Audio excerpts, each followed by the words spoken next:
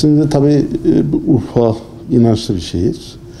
Bu bütün herkesi üzmüştür. Yani insanlık adına inançlı kesimin bir kat daha fazla üzmüştür. Urfa peygamberler şehri. Urfa'nın dünyada turizm artık büyük bir potansiyel, büyük bir döviz getirisi var. İnsanların sizin inancınızı, medeniyetinizi tanıması açısından. Urfa'da kadim bir şehir olduğu için bu işte çok önemi olan bir şehir.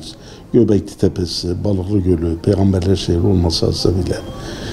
Dünyada artık her şeyi ekonomiye endekslenmiş. Siz nasıl ihracat yapıyorsanız, sanayi ürünleri, tarım ürünleri satıyorsanız, turizmde hem medeniyetinizin tanınması açısından hem sizin popülaritenizin artması açısından çok önemli.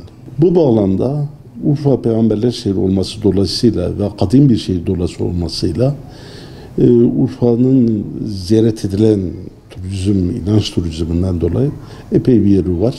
Ve eski Urfa dediğimiz nahit evlerle yapılan, nostaljik bir görünüm veren Urfa, bugünlerde konuk evleri adı altında insanlarımıza, yerli, yabancı turistlere hizmet vermektedir.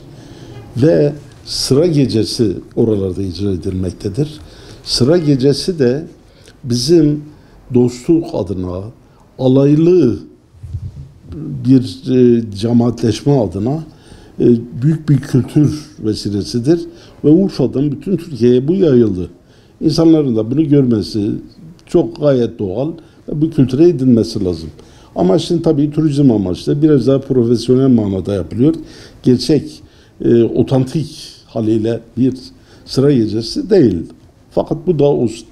Fakat geçtiğimiz gün sizin biraz önce buyurduğunuz gibi Urfa'da bir konuk evinde çok da hoş olmayan, ahlaksızca bir tavır sergilendi. Ben burada o ifadeyi tarif etmeyeyim. Yani ve bizim de daha önceden de duyumlarımız vardı. Yani içki kullanılıyor, satılıyor konuk evlerinde, bu tür ahlaksızlıklar işleniyor diye. Ben buna bir Urfalı olarak çok üzülüyorum. Şimdi Urfa, başta dediğim gibi peygamberler şehri, Urfa bir Monte Carlo değil. Urfa'nın bir batakhane yapılmaması lazım. Özellikle bugün Urfa'da idareci konumda olan insanlar eğer sırf para için, ekonomi için buna göz yumuyorlarsa çok büyük bir vebal altında kalırlar, bunun faturasını ödeyemezler.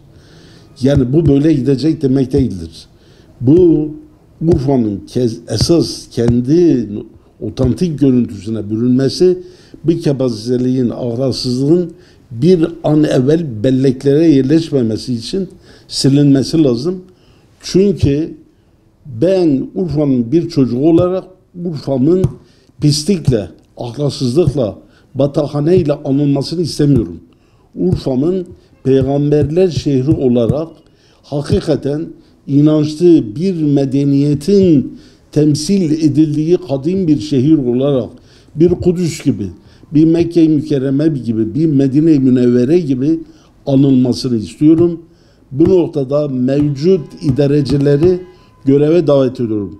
Sakın ha sakın bir daha bu tür manzaraların görünmesini istemiyoruz. Eğer görünürse bu tür manzaralar, bunun müsebbibi olanlara gök kubbeyi başlarına yıkarız. Urfa öyle sahipsiz bir yer değil. Urfa'yı isteyen istediği gibi tasarruf yapacak. Ekonomi adına her türlü ahlaksızlığı, pisliği Urfa'ya getirecek. Urfa tarihinde görülmemiş bir şekilde pislikle anılmayacak. Allah'ın izniyle biz iktidara gelirsek bunu herkes görecek, ama şu anda yönetimde olan insanları da buradan sizin aracınızla defaatle ikaz ediyorum. Kendi kendinize gelin, bu tür pis görüntüleri önleyin. Şimdi sıra gecesi bildiğiniz gibi bizim gene otantik insanların, dostlukların, arkadaşlıkların geliştiği meclislerdi. Bu sıra gecesi sadece orada oturup keyif çatmak değil. Arkadaşların birbirlerinin derdiyle dertlenmek, düğününde, yaslı gününde bir arada olmak, aynen bir kardeş gibi olmak havası taşıyordu. Bu çok güzel bir kültürdü. Ama bu 20. yüzyılda artık her şeyin eski adetlerin tekrar gün yüzüne çıkması, güzel adetlerin gün yüzüne çıkması güzel bir şey.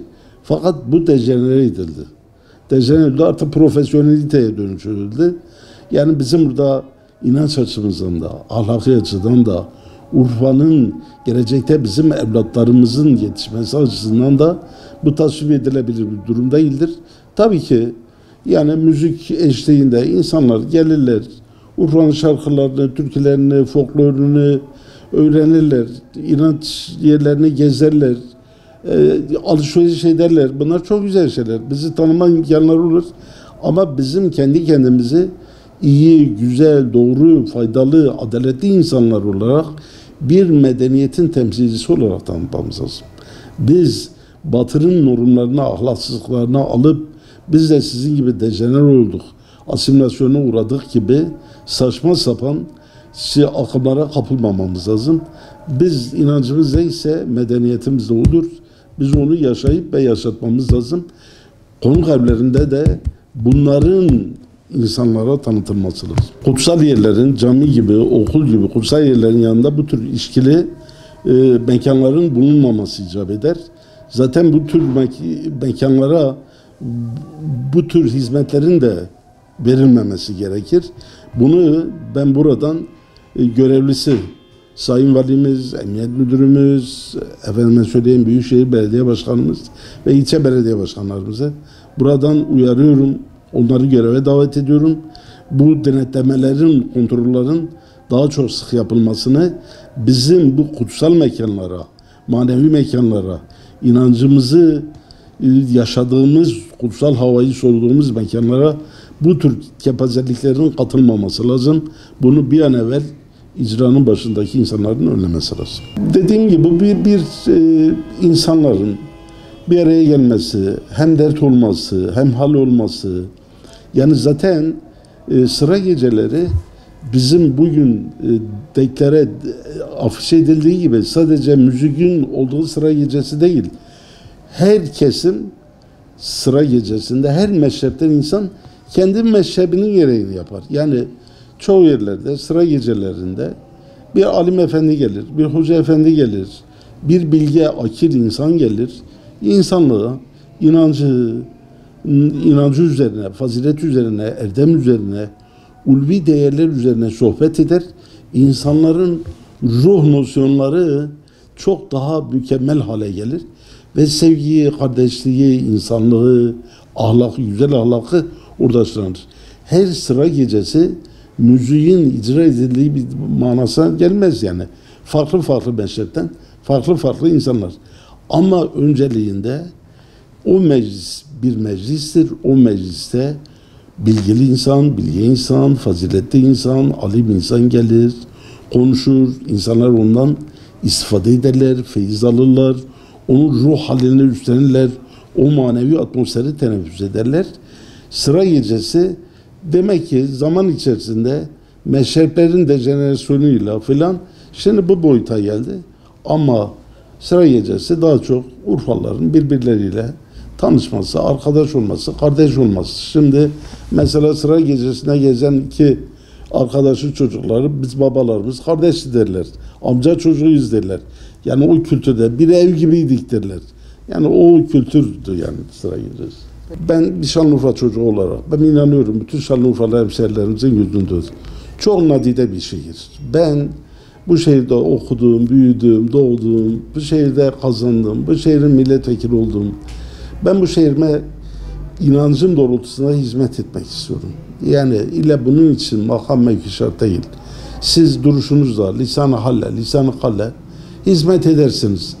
Ben de benim şehrimin tarihten bu yana geldiği gibi güzel bir şehir, mukaddes bir şehir, yani kutsal mekanların olduğu bir şehir, peygamberler şehri olarak ve hakikaten cömertliğiyle geçmişte dedelerimizin, İbrahim Aleyhisselam'ın sofrasının genişliğiyle, bonkörlüğüyle, cömertliğiyle anıldığı gibi bu şehrin insanların buraya gelip giden insanların belleğinde bu şehrin insanları yardımseverdir, kanaatkardır, cömerttir, sofra sahibidir, iyi insanlardır, ahlakı yaşayan insanlardır diye alınmasını isterim ve ben de bunun için gayret sarf ediyorum.